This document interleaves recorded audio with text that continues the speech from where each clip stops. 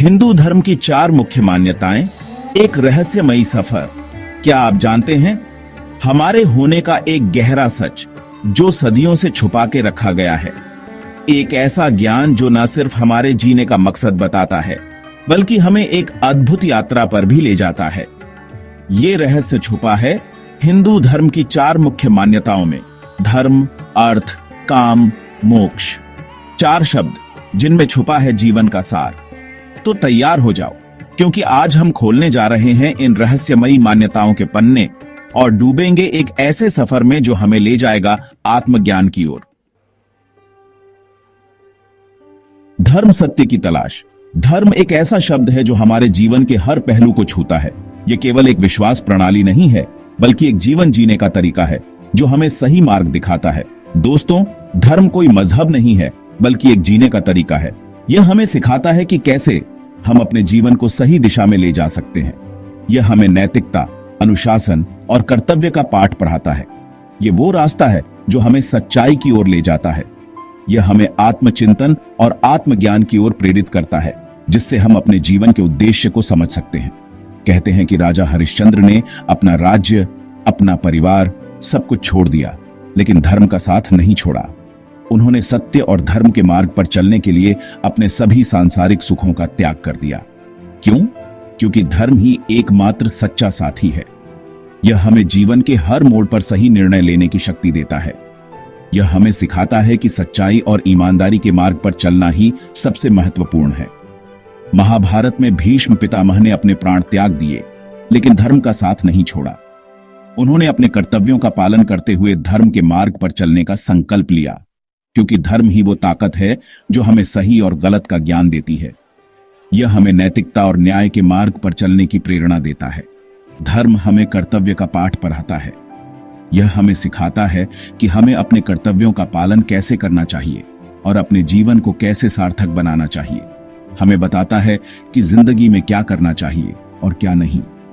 यह हमें सही और गलत के बीच का अंतर समझने में मदद करता है। यह हमें अनुशासन में रहना सिखाता है, जिससे हम अपने जीवन को सफल बना सकें। अनुशासन ही वह कुंजी है जो हमें हमारे लक्ष्यों तक पहुंचने में मदद करती है। लेकिन धर्म का मतलब सिर्फ रीति रिवाजों का पालन करना नहीं है। यह हमें आत्मचिंतन और आत्मज्ञान की ओर भी प्रेरित करता है। यह तो बहुत बड़ी बात है। धर्म हमें सिखाता है कि हमें अपने भीतर की आवाज को सुनना चाहिए और अपने आत्मा की सच्चाई को पहचानना चाहिए। ये तो हमें अपनी आत्मा की आवाज सुनना सिखाता है। जब हम धर्म के मार्ग पर चलते हैं तो हमें अपने दिल की आवाज सुनाई देती है, जो हमें सही दिशा में मार्गदर्शन करती है। जब हम धर्म के मार्ग पर चलते हैं तो हमें अपने दिल की आवाज सुनाई देती है। यह हमें आत्मज्ञान और आत्म साक्षात्कार की ओर ले जाता है। हमें पता चलता है कि हमारा जीने का मकसद क्या है। यह हमें हमारे जीवन के उद्देश्य को समझने में मदद करता है और हमें सही दिशा में आगे बढ़ने की प्रेरणा देता है। धर्म हमें डर, लालच और अहंकार से मुक्त करता है। यह हमें सिखाता है कि सच्ची खुशी और शांति केवल आत्मज्ञान और आत्म साक्षात्कार से ही प्राप्त हो सकती है। यह हमें सच्ची खुशी और शांति का रास्ता दिखाता है। यह हमें सिखाता है कि सच्ची खुशी केवल आत्म संतोष और आत्मज्ञान से ही प्राप्त हो सकती है। तो दोस्तों, आज से ही धर्म के मार्ग पर चलने का प्रण लो। अपने जीवन को सफल बनाओ और सच्ची खुशी और शांति प्राप्त करो। अपने जीवन को सफल बनाओ, धर्म के मार्ग पर चलो और अपने जीवन को सार्थक बनाओ। यही सच्ची सफलता है। अर्थ, समृद्धि का रहस्य। अर्थ का मतलब सिर्फ पैसा कमाना नहीं होता दोस्तों। ये तो एक जरिया है, जिंदगी जीने का एक साधन। लेकिन असली अर्थ तो है संतोष। कहते हैं कि एक बार राजा युधिष्ठिर से किसी ने पूछा कि दुनिया का सबसे बड़ा सुख क्या है, तो युधिष्ठिर ने कहा, संतोष। अर्थ हमें सुरक्षा देता है, हमें अपने परिवार का ध्यान रखने की ताकत देता है। लेकिन अगर हम लालच में पड़ गए तो यही अर्थ हमें बर्बाद भी कर सकता है। रावण के पास अथाह धन दौलत थी, लेकिन क्या वो सुखी था? नहीं, क्योंकि उसके मन में लालच था, और लालच का कोई अंत नहीं होता। अर्थ का सही उपयोग करना भी एक कला है। अगर हम अपनी कमाई का कुछ हिस्सा दान करें, जरूरतमंदों की मदद करें, तो हमें सच्चा सुख मिलता है। जब हम अर्थ को अपने जीवन का मकसद नहीं बनाते, बल्कि एक जरिया मानते हैं, तो हम सच्चे अर्थों में अमीर बनते हैं। तो दोस्तों, अर्थ के पीछे मत भागो, संतोष को अपनाओ। यही जिंदगी का सच्चा रहस्य है। चैप्टर 3, काम, इच्छाओं का भंवर। दोस्तों, काम का मतलब सिर्फ शारीरिक इच्छा नहीं है। यह एक व्यापक अवधारणा है जो हमारे जीवन के हर पहलू को छूती है। यह तो बहुत बड़ी चीज है। यह हमारे जीवन की दिशा और उद्देश्य को निर्धारित कर सकती है। यह है जिंदगी की ऊर्जा, रचनात्मकता का स्रोत। जब हम किसी चीज के प्रति जुनून महसूस करते हैं तो वही काम है जो हमें आगे बढ़ाता है। लेकिन जैसे आग अगर काबू में हो तो खाना पकाती है और हमें पोषण देती है, और बेकाबू हो तो सब कुछ जलाकर राख कर देती है, वैसे ही काम भी है। अगर इसे सही दिशा में न लगाया जाए तो यह विनाशकारी हो सकता है। वैसे ही काम भी है, यह हमें संतुलन में रहना सिखाता है। महाभारत में दुर्योधन का द्रौपदी के प्रति काम इतना ज्यादा था कि उसने पूरे युद्ध का कारण बना दिया।